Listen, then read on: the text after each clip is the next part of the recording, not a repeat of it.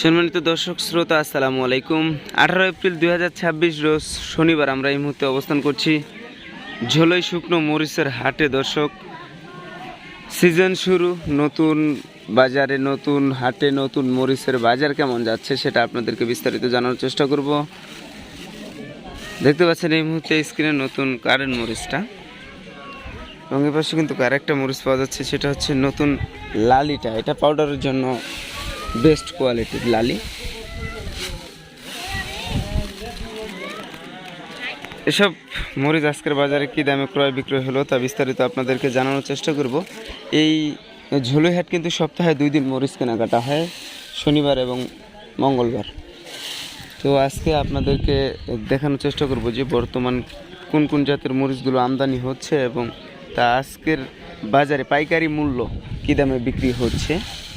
অবশ্যই ভিডিওটি শেষ পর্যন্ত দেখার চেষ্টা করবেন, তাহলে বুঝতে পারবেন না। কেননা আপনারা কয়েকদিন থেকেই আপডেট চাচ্ছেন, বাজারের স্থিতি কোনো আপডেট পাওয়া যাচ্ছে না বলেই কিন্তু আপনাদের ভিডিও দিতে পারতেছি না। এই মুহূর্তে স্ক্রিনে যেটা আপনারা দেখতে পাচ্ছেন, এটা হচ্ছে পঞ্চগড়ের মোটাটা। এটা পঞ্চগড়ের মোটা মরিচ, মোটা বাঁশগেয়া যেটাকে বলা হয়ে থাকে। এই মরিচটার বাজার দর আজকে জানানোর চেষ্টা করব, এবং এই পাশে প্যাকেটিং হচ্ছে অলরেডি। এটাও কারেন্ট।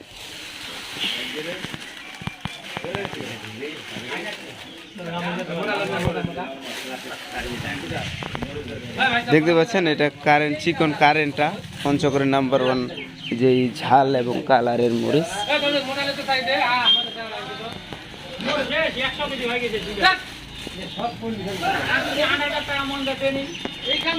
এটাও কারেন্ট। তো আজকের বাজার দরটা আপনাদেরকে জানানোর চেষ্টা করব।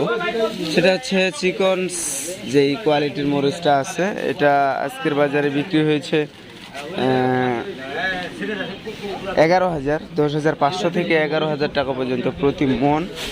এবং চিকন চোখ মুন্দাটা, এই যে এটা হচ্ছে